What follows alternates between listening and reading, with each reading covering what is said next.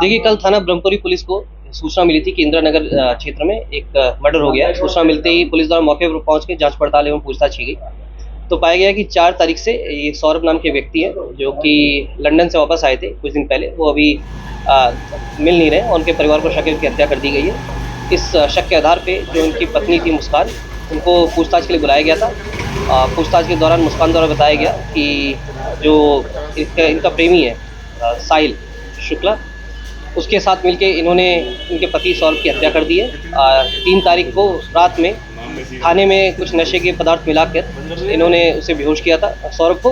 उसके बाद साहिल इनके घर पे आया था रात में, और रात में आने के बाद चाकुओं से वार कर उसके सीने पर उसकी हत्या कर दी गई थी। और उसके बाद ये बाथरूम में ले जाके उसका जो गर्दन है, सिर, उसको इन्होंने चाकू से काटा है, और जो हथेलियाँ हैं उसको काट कर एक ड्रम में भर कर उसमें सीमेंट भर दिया था, और उस कमरे में छोड़कर ये दोनों ही लोग शिमला, मनाली और कसौल चले गए थे। और ये परसों ही वापस रात में लौटे थे।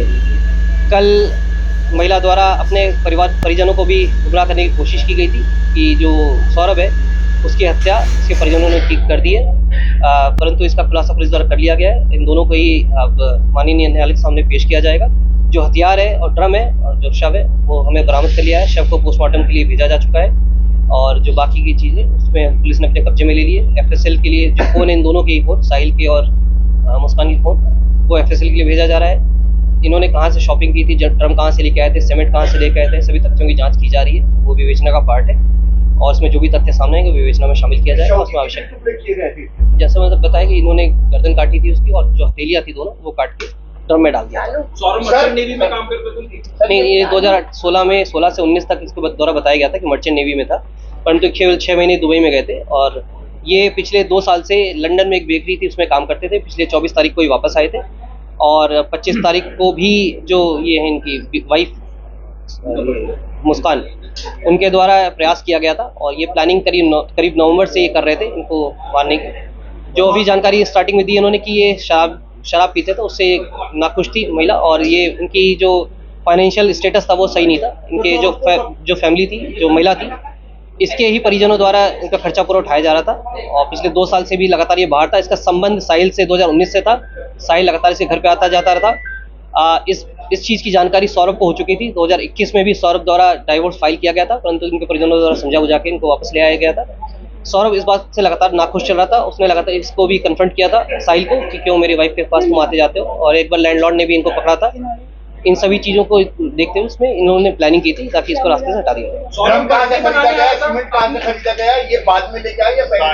ये मर्डर करने के बाद जो बताया गया है कि चाकू 22 तारीख को खरीदा था इन्होंने शारदा रोड से।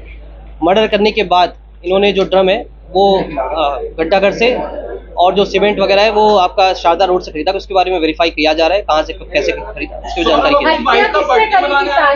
नहीं। सौरभ ने बताया कि जो इन्होंने बताया कि सौरभ का पासपोर्ट एक्सपायर होने वाला था, उस सिलसिले में वापस आना था इसको। 25 तारीख को भी इनका वाइफ का किसी जन्मदिन था, तो लेकिन ये 24 तारीख को वापस आ गया था अपने पासपोर्ट को रिन्यू कराने के लिए। हत्या किसने करी है? साहिल ने मिलके की है। जो चाकू था बताया कि चाकू पकड़ा था मुस्कान ने, उसके बाद हाथ पकड़ के इसने उस पे जो उसकी छाती पे उसमें वार किया। ये जो बताया जा रहा है कि अब इसके बारे में जानकारी की जा रही है क्या प्लान है। जो उनका कहना है साहिल ने मुस्कान को भेजा था ये ड्रम को और सैंड और सीमेंट लाने के लिए, उसके बारे में जानकारी की जा रही है। ये 8th क्लास से साहिल जो इनके साथ था 8th क्लास में पढ़ता था, और जो सौरभ था इनका लव मैरिज हुई थी सौरभ और मुस्कान की 2016 में। साहिल और मुस्कान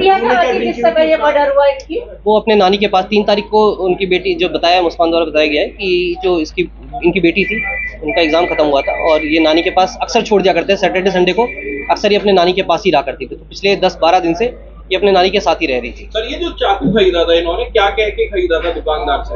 ये जो बता रही है कि 22 तारीख को ये चाकू खरीदा था, 800 रुपये में चाकू खरीदा शारदा रोड से एक दुकान से। ये चिकन काटने को लेके इन्होंने बताया था कि चिकन काटना है, और 2 चाकू इन्होंने खरीदी थी।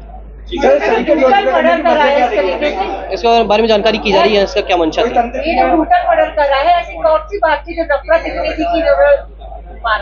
जैसे मैंने बताया इन्होंने रास्ते से हटाने के लिए किया था। जो क्यों कैसे क्या था, इनके दिमाग में क्या चल रहा था, उसके बारे में जानकारी पूछताछ की। नशे की दवाई दी थी तो जहर भी दे सकता है।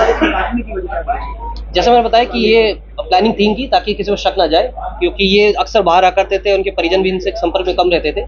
इनका प्लानिंग थी ड्रम में डाल के, ताकि जब ये सीमेंट कर दिया था, और कोई अगर पूछेगा भी तो ये बता दिया जाएगा कि सौरभ वापस अपने वो विदेश चला गया है, और इनके घर वाले इनके संपर्क में कम रहते थे, परिवार को जिसके कारण ये प्लानिंग की गुमराह थी। किया गया। परिवार को बताया गया कि मेरे साथ में है सौरभ, ये घूमने जब गए थे शिमला, तो इन्होंने बताया कि मेरे साथ में है, लगातार मैसेज करती थी इसके फ़ोन से, और उसके बाद इन्होंने प्लानिंग की थी कि वापस आएंगे तो बता देंगे कि सौरभ जो है ये विदेश चला गया।